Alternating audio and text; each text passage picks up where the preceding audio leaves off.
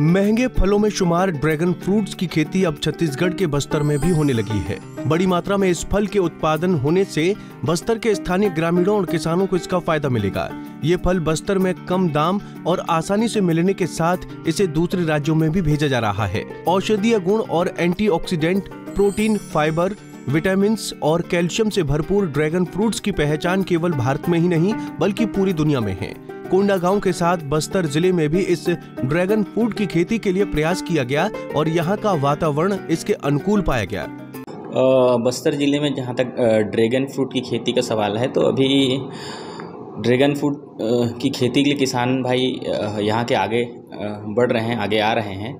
चूँकि राज्य के अन्य ज़िलों में जैसे दुर्ग हो गया, रायपुर हो गया और राजनांदगांव जैसे ज़िले में ड्रैगन की फ्रूटी की खेती कुछ प्रगतिशील कृषक कर रहे हैं और उसको देख के हमारे ज़िले के भी कृषक प्रेरित हुए हैं और इसकी खेती के लिए वो आगे आ रहे हैं और विभाग से भी संपर्क कर रहे हैं। ड्रैगन फ्रूट की खेती के लिए बस्तर के किसान आगे आ रहे हैं। बस्तर में राष्ट्रीय बागवानी की योजना चलाई जा रही है।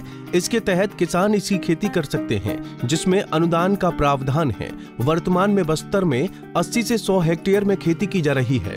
फिलहाल अनुदान कम होने के कारण किसान अधिक संख्या में इसके लिए आगे नहीं आ रहे हैं। बताना चाहूँगा, राष्ट्रीय बागवानी मिशन की योजना विभाग में संचालित है, जिसमें ड्रैगन फ्रूट की खेती के लिए प्रावधान है और उसमें अनुदान का भी प्रावधान है, जिसके कारण किसान इस योजना से प्रेरित है। देखिए, ड्रैगन फ्रूट बहुत ही न्यूट्रिशियस फल है। इसमें इसकी पौष्टिक वैल्यू बहुत ज़्यादा है, जिसके कारण इसका जो बाज़ार भाव है वो भी बहुत अधिक मिलता है। अभी अगर आप देखेंगे तो जब ड्रैगन फ्रूट निकलना चालू होता है तो 100 रुपया से 150 रुपये के बीच इसका 1 केजी होता है।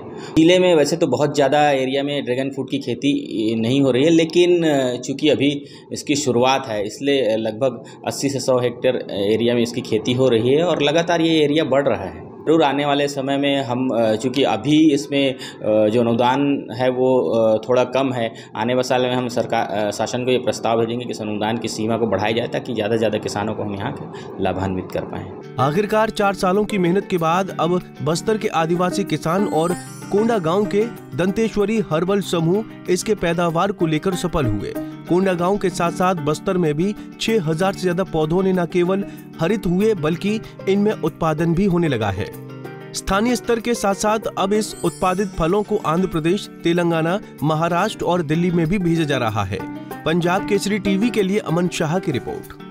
हमसे जुड़े रहने के लिए हमारे YouTube चैनल को सब्सक्राइब करें और नई वीडियो की नोटिफिकेशन के लिए बेल आइकॉन को दबाएं।